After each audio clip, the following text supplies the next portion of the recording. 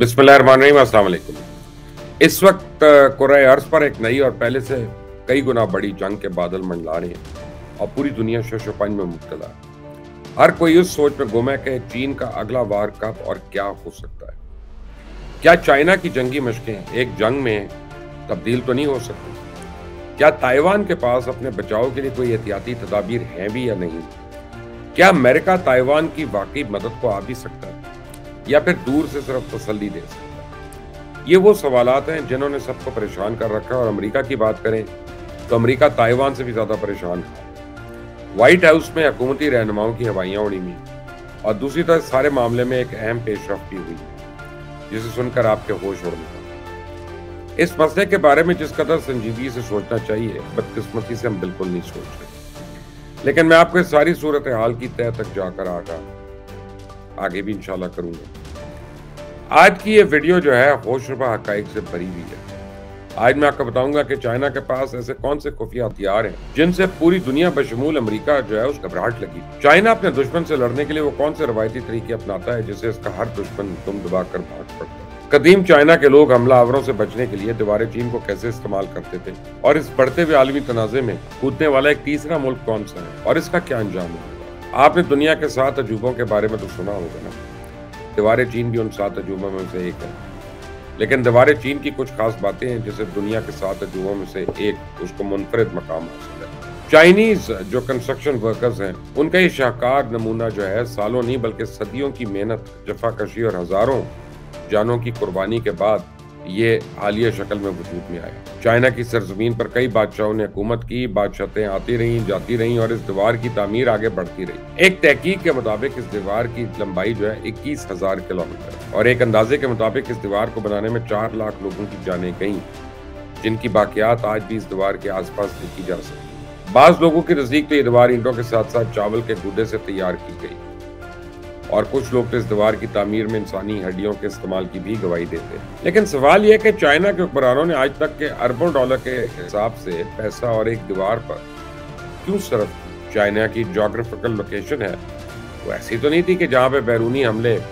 या हमलावर आसानी से चाइना की सरहदों में घुस जाए और उन पर कब्जा कर ले।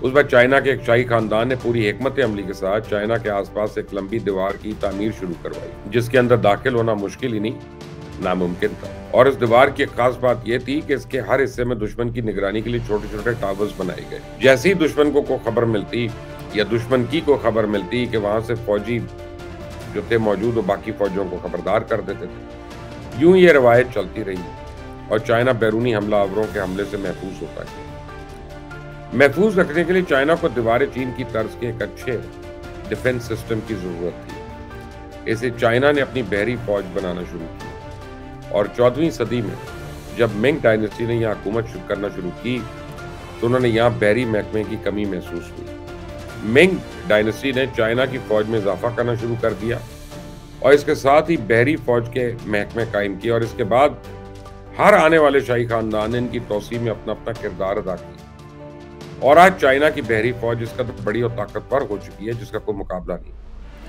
अमेरिका जो दुनिया का सबसे बड़ा और ताकतवर मुल्क समझा जाता है उसे भी चाइना के खिलाफ बयानबाजी के लिए सोचना पड़ता है। चाइना को सबसे ज्यादा समुद्री खतरा जो है वो साउथ चाइना सी की तरफ से है, क्योंकि चाइना के इस खित्ते में किसी मुल्क के साथ अच्छे ताल्लुकात नहीं। ताइवान की सूरत हाल पर तो मैं पहले आपको तफसील बता चुका हूँ। आज से कुछ अरसा पहले तक इस जगह चाइना का कोई बेहतर दिफाई निजाम था ही नहीं, बल्कि वक्त गुजरने के साथ साथ अब यहाँ जदीद तरीन फिजाई और बहरी निजाम जो है वो बन चुका है। इन समुद्री जजीरों पे अब जंगी जहाजों के लिए पहले से वसी और असले से लेस हवाई अड्डे भी बनाए जा चुके हैं और जब भी दुश्मन की तरफ से कोई पेशरफ्त होती है उनके पायलट्स उड़ान भरने के लिए तैयार है। जदीद मिसाइल और रडार सिस्टम भी यहाँ इंस्टॉल किए जा चुके हैं। चाइना अब ऐसी जंगी बेड़े बनाने वाला पहला मुल्क बन चुका है जो अमेरिकन नेवी का आसानी से मुकाबला कर सकते हैं। अगले चंद सालों में इन जंगी बेड़ों की तादाद में इजाफा होने वाला है और ऐन मुमकिन है कि ये अमेरिका से बेहतरीन नेवी का रिकॉर्ड भी अपने नाम करवा दे। इस चीज ने अमेरिका के लिए खतरे की घंटी बजाई थी। आज से 3 सदी पहले तक चाइना की बहरी फौज बहुत कमजोर थी, यहाँ तक कि 1996 में अमेरिका के 2 बहरी जहाज चाइना और ताइवान के दरमियानी समुद्री रास्ते से गुजरे और चाइना की फौज हाथ मलती रहेगी। लेकिन उसके बाद चाइना ने एक ऐसा दिफाई निजाम बनाया जिससे किसी भी करीबी मुल्क की फौज जब चाइना की तरफ बढ़ने की कोशिश करती है तो चाइनीज मिसाइल जो हैं उसकी तबाही के लिए राह तक रहे होते हैं। और अब चाइना ये मिसाइल न सिर्फ ताइवान बल्कि जापान और फिलीपींस तक भी उनकी पहुंच है।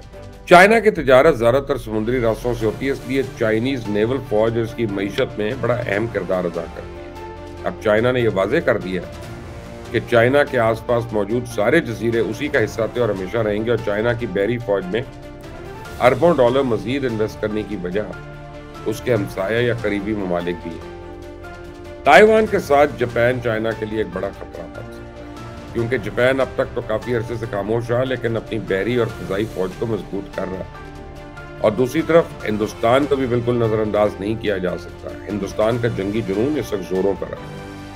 हिंदुस्तान चाइना को अपने खित्ते में अपने लिए एक बड़ा खतरा समझता है और इसलिए इसने अपनी बहरी फौज को बहुत मजबूत करने की कोशिश शुरू की हुई है। चाइना और ताइवान के अंदर जो लड़ाई जारी है इसमें हर गुजरते दिन के साथ कशीदगी बढ़ने लगी है। चाइना ने 2 दिन पहले जो जंगी मशकें शुरू की थी इनमें मजीद तेजी आ गई और ताइवान की हुकूमत ने यह दावा किया कि चाइना के मजीद कुछ बहरी जहाजों ने ताइवान की सरहद क्रॉस कर दी है। अब सूरत हाल इसलिए भी तशवीशनाक है क्योंकि चाइना की जानिब से जो जंगी मशकें जारी थी उनमें एक मिसाइल चाइना की तरफ से दागा गया और वो मिसाइल जापान के एक जजीरे में जाकर गिर गया। जापान ना चाहते हुए भी अब इस सारी कशीदगी में शामिल हो गया।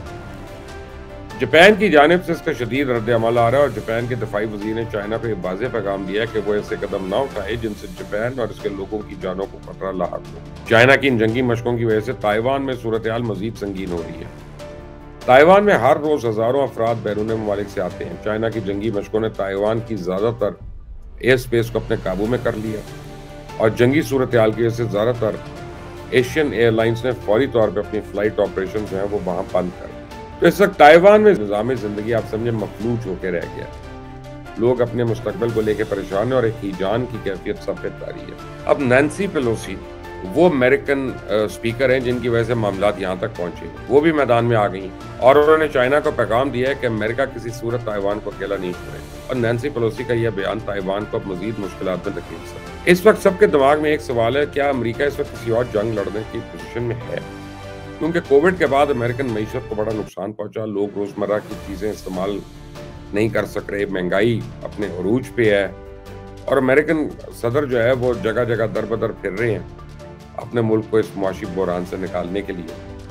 तो इस सूरत हाल में अगर अमेरिका एक और जंग में कूदता है तो क्या ये इसके लिए घाटे का सौदा नहीं है?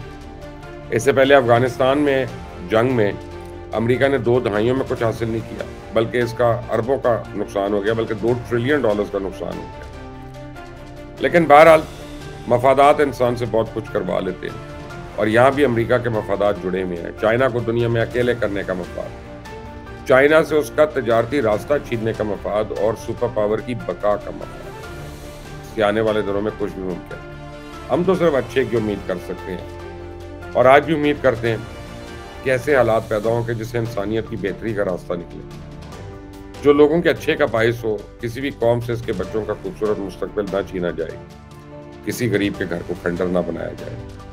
अल्लाह ताला हम सबको अपनी अमान में रखे। इस चैनल को सब्सक्राइब करिएगा, बेल आइकॉन को प्रेस करिएगा। अंटिल द नेक्स्ट टाइम, अल्लाह हाफ़िज़।